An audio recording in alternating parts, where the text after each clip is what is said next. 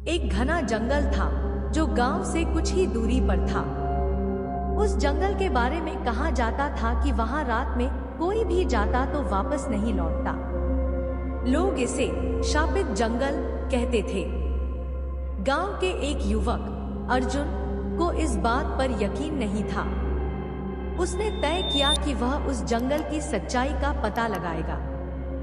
एक ठंडी और चांदनी रात को अर्जुन ने अपनी लालटेन ली और जंगल की ओर निकल पड़ा।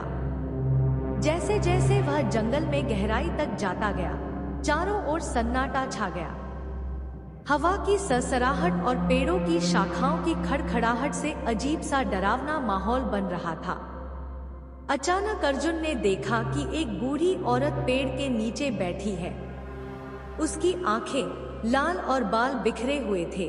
कौन हो तुम? अर्जुन ने हिम्मत जुटाकर पूछा। बूढ़ी औरत ने धीमी आवाज में कहा, तुम्हें यहाँ नहीं आना चाहिए था। अब तुम वापस नहीं जा सकते। अर्जुन ने सोचा कि यह कोई साधारण औरत है और उसने ध्यान न दिया। लेकिन जैसे ही उसने आगे बढ़ने की कोशिश की, बूढ़ी औरत गायब हो गई। अर्जुन को लगा कि उसका दिमाग खेल खेल रहा है। कुछ दूर जाने पर उसे किसी के कदमों की आवाज सुनाई दी। उसने पीछे मुड़कर देखा, लेकिन वहां कोई नहीं था। तभी अचानक उसकी लालटेन बुझ गई और चारों ओर घना अंधेरा छा गया। अर्जुन ने महसूस किया कि कोई उसके पीछे खड़ा है। जब उसने पलटकर देखा तो वही बूढ़ी औरत उसके सामने थी। इस बार उसका चेहरा और डरावना था और उसकी आंखों से खून बह रहा था।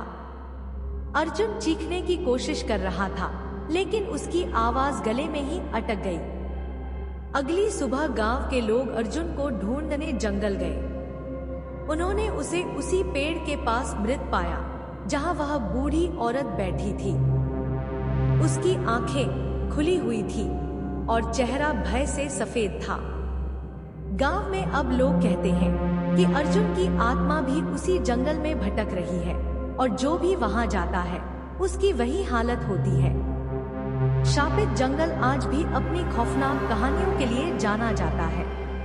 अगर आपको यह वीडियो अच्छा लगा हो तो इसे लाइक, शेयर और कमेंट्स जरूर करें। इसी तरह के अन्य वीडियो देखने के लिए चैनल को सब्सक्राइब करें और बेल आइकॉन को क्लिक करें।